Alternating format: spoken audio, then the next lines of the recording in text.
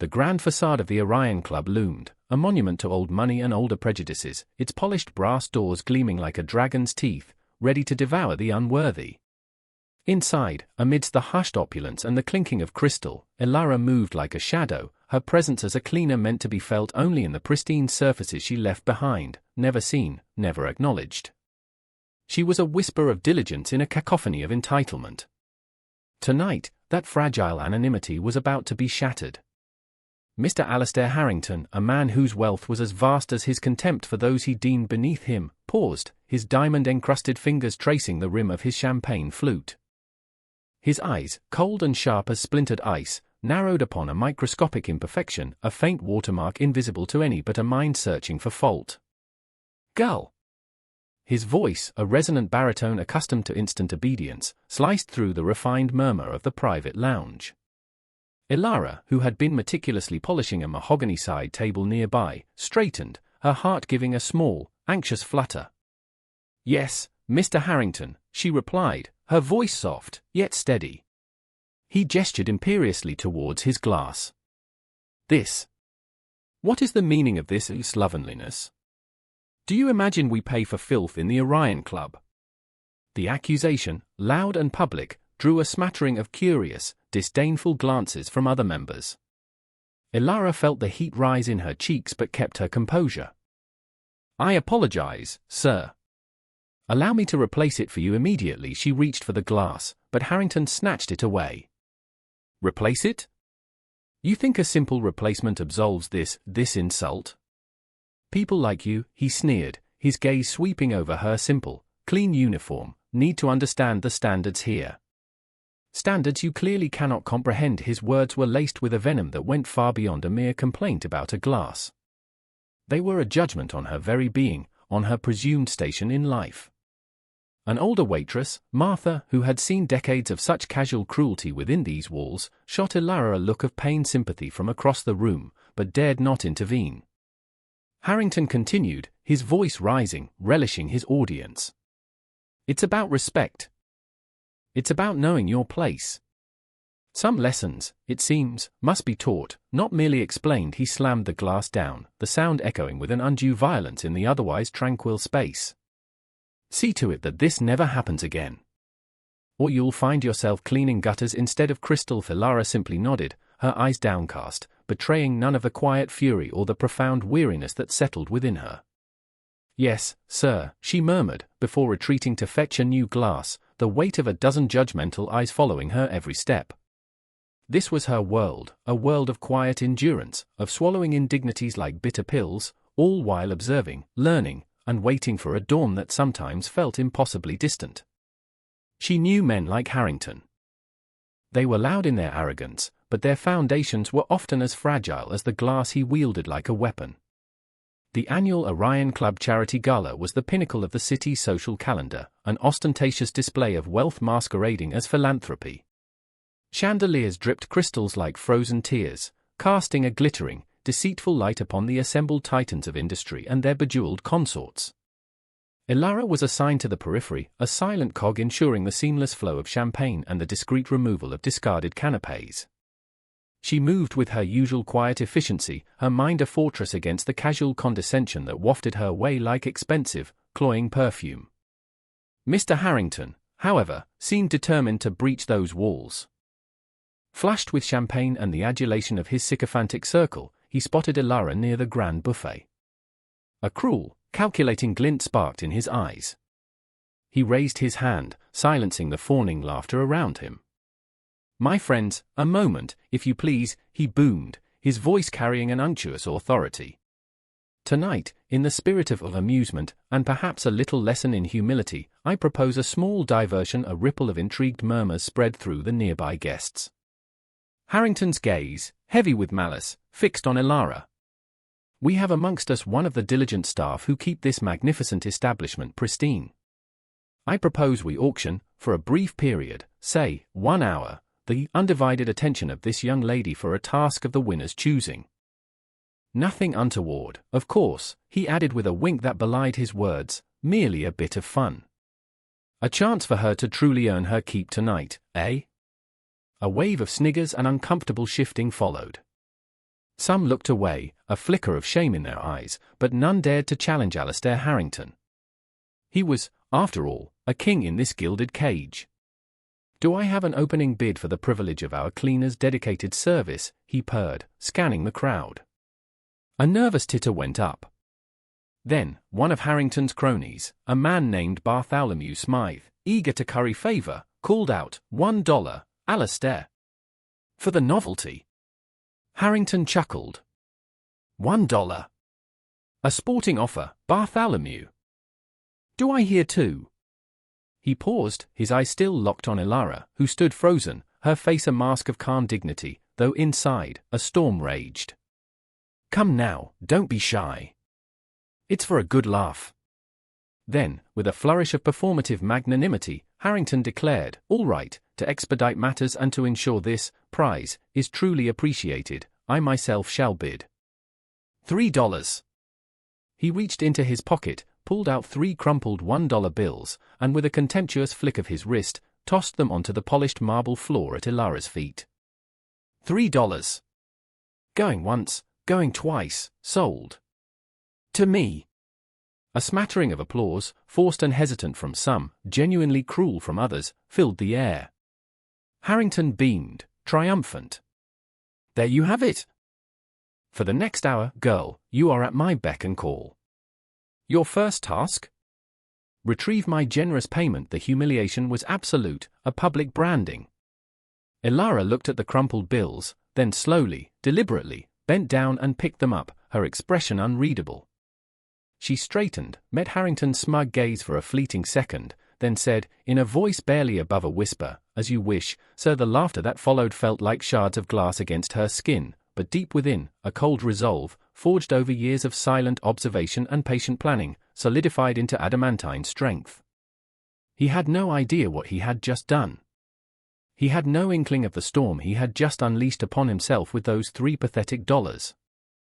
Weeks bled into a month, the memory of the gala's grotesque spectacle simmering beneath the surface of the Orion Club's daily routines. Harrington, puffed with his petty triumph, strutted with even greater arrogance. Ilara continued her duties, her quiet demeanor an unbreachable wall. Then, news rippled through the city's elite, whispered in hushed tones in boardrooms and drawing rooms. Mr. Silas Blackwood, the enigmatic, almost mythical owner of Blackwood Industries, the vast conglomerate that included the Orion Club among its many jewels, had passed away peacefully in his sleep. Blackwood, a recluse in his later years, was a legend, his business acumen matched only by his inscrutability. An urgent meeting was convened in the Orion Club's grand ballroom, ostensibly for key stakeholders, board members, and long-serving department heads to discuss the transition. Alastair Harrington was there, of course, impeccably dressed, his face a carefully constructed mask of somber respect, though his eyes gleamed with ambition. He envisioned himself rising, perhaps even taking the reins of the entire Blackwood empire. The room buzzed with nervous anticipation. Lawyers in severe suits stood at a podium, a weighty leather-bound document before them, Silas Blackwood's last will and testament. Then, a collective gasp, a ripple of disbelief. Ilara entered the ballroom. Not in her cleaner's uniform, but in a simple, elegant navy dress, her posture erect, her gaze direct. She took a seat not at the back, but in a chair reserved near the front, beside a stern-looking woman who was evidently her legal counsel. Harrington stared, his jaw slackening. What was the meaning of this? Was this another of her presumptions? The head lawyer, a Mr. Alastair Finch, cleared his throat. We are gathered to hear the final wishes of Mr. Silas Blackwood, he began, his voice resonating with solemnity. He spoke of Blackwood's legacy, his vision. Then, he arrived at the pivotal clause. And so, after specific bequests to various charitable foundations, the entirety of my remaining estate, including all shares in Blackwood Industries, its subsidiaries, properties, and all associated assets, I bequeath to one person who has shown me unwavering loyalty, profound intelligence, and a moral compass of unimpeachable integrity. A pregnant silence filled the room. Harrington leaned forward, a predatory gleam in his eyes. Mr. Finch continued, his gaze sweeping the room before settling, quite deliberately, on Ilara. I bequeath my entire estate to Ms. Ilara Vance. A tidal wave of shock crashed through the ballroom. gasps, murmurs, outright exclamations of disbelief. Harrington's face turned a mottled shade of puce. What? This is an outrage. A travesty. That cleaner. Ilara's lawyer rose. My client, Ms. Ilara Vance, was Mr. Blackwood's cherished ward and protégé for the past 15 years. He personally oversaw her education, including her degrees in law and finance. Her employment at this club was at Mr. Blackwood's specific request, a means for her to understand his organization and the character of its people from the ground up, unclouded by status or privilege. The revelation struck like lightning. Ilara, the silent cleaner, was the chosen successor, the hidden queen. The $3 Harrington had thrown at her feet suddenly seemed like the most expensive mistake of his life. Ilara Vance rose slowly, the quiet dignity that had always been her shield now radiating an undeniable authority. The murmuring in the grand ballroom ceased, replaced by a stunned, anticipatory silence. Her eyes, clear and unwavering, met Alastair Harrington's, whose face was a contorted mask of disbelief and dawning horror. Mr. Harrington, she began, her voice calm but carrying to every corner of the room, each word precisely enunciated, you may recall an evening, not too long ago, at the annual gala. An evening where you purchased my services for $3, a collective intake of breath, a remembered shame for some, a fresh wave of shock for others. You believed you were demonstrating your power, your superiority. You sought to humiliate me, to make me an object of ridicule for your amusement. She paused, letting the weight of her words settle. What you actually did, Mr. Harrington, was provide the final, irrefutable piece of evidence Mr. Blackwood and I needed regarding your character, or rather, your profound lack thereof. Her gaze hardened. For 5 years, at Mr. Blackwood's behest, I have not just been cleaning the floors of the Orion Club. I have been observing, documenting, and compiling.